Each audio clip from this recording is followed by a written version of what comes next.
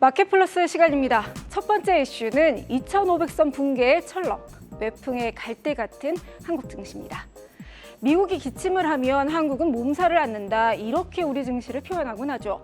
이번에도 여지없이 국제 변수에 주식시장이 흔들리고 있습니다. 오늘 우리 증시는 개장 이후 30분이 가장 긴장감이 고조됐습니다. 코스피는 마이너스 1.73% 떨어진 2,481.06까지 떨어졌고, 시장이 우려하던 2,500선이 붕괴됐습니다. 코스닥도 마이너스 1.7% 하락세를 보였습니다. 코스피가 2,500선 아래로 내려간 것은 석 달 만인데요. 5거래일째 팔자를 이어가는 외국인과 장 초반 개인들의 공포 투매가 지수를 끌어내리는 양상이었습니다. 하지만 시간이 갈수록 낙폭을 회복했죠. 코스피는 개인들이, 코스닥은 기관이 순매수세를 키우면서 결국 코스피는 소폭 약세, 코스닥은 0.88% 오르며 장을 마쳤습니다. 오늘 금융당국은 중국발 부동산 위기가 국내로 전이될 가능성은 크지 않다면서 우리 금융시장은 우려할 상황이 아니다, 거듭 강조했습니다. 하지만 전문가들은 다음 주 미 FOMC를 비롯해 글로벌 변수가 복합적으로 작용할 수 있는 만큼 변동성을 유의해야 한다는 조언입니다. 다음 이슈 보겠습니다. 두 번째 이슈는 초전도체 아니다, 또 피해는 개미만입니다. 약 한 달간 전 세계를 들끓게 했던 LK99가 초전도체가 아니라는 해외 연구 결과가 나왔습니다. 과학학술지인 네이처가 한국퀀텀에너지연구소의 주장과 달리 상온 초전도체가 아닌 절연체로 보인다는 독일 연구팀의 분석을 실었는데요. 약간의 강자성과 반자성을 띠지만 자석 위에서 뜰 정도는 아니다, 이렇게 진단을 내렸습니다.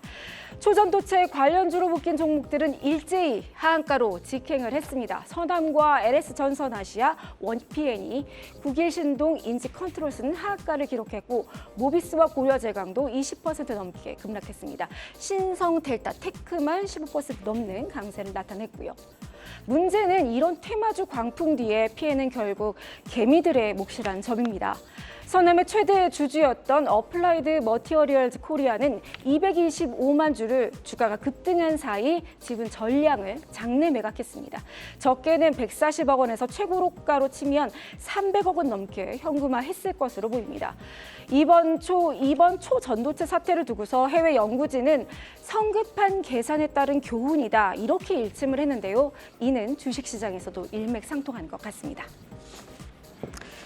자, 마지막 이슈는 떨어지면 올라탄다, 3, 4, 5위 모두 코스피로입니다. 혜성의 등장으로 투자 열기가 한풀 꺾이나 했던 2차 전지가 다시 반등을 했습니다.